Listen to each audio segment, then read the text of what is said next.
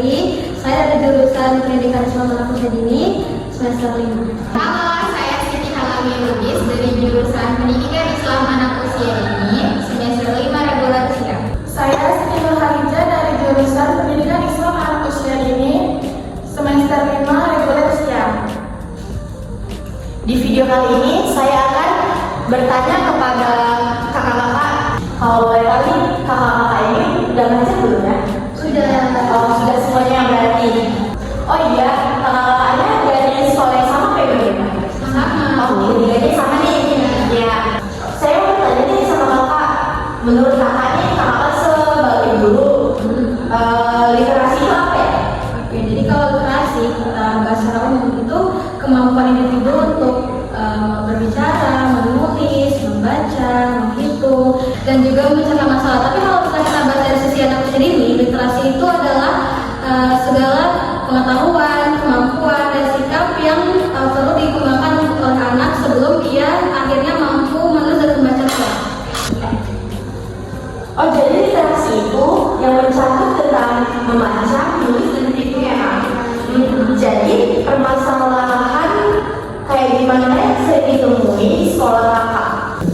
Permasalahan yang biasanya kami sering temukan di sekolah itu anak yang memiliki fokus yang kurang, seperti kita mencontohkan mereka untuk menulis huruf A, baris pertama dan baris kedua mereka masih mengikuti untuk menulis huruf A, tapi baris-baris lainnya mereka mulai kehilangan fokus dan menulis yang bukan huruf A lagi, seperti asal-asalan, seperti coret-coretan dan tidak beraturan.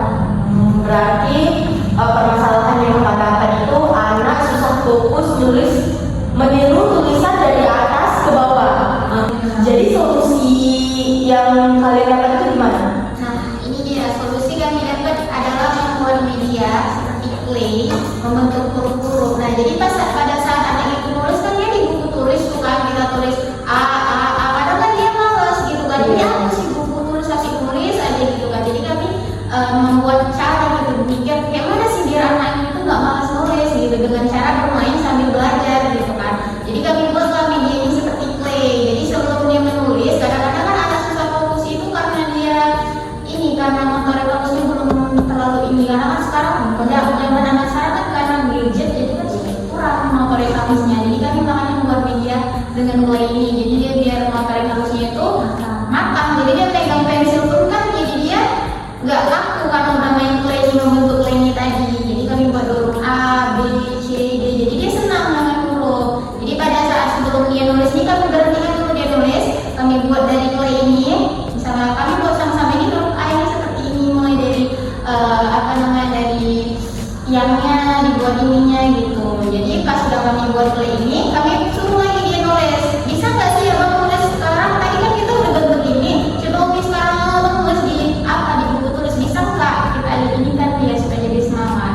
Jadi dia mulai mau gitu nulis dari atas A, bawah sampai bawah tetap A, karena kan dia udah buat huruf A yang betul, udah dari tangannya sendiri, hasil karyanya sendiri. Jadi nulis di buku pun dia jadi udah kayak nggak mau salah-salah lagi karena fokusnya sudah terlatih. Pada saat memegang pensil pun kan sudah terlatih ininya, nggak kaku lagi gitu.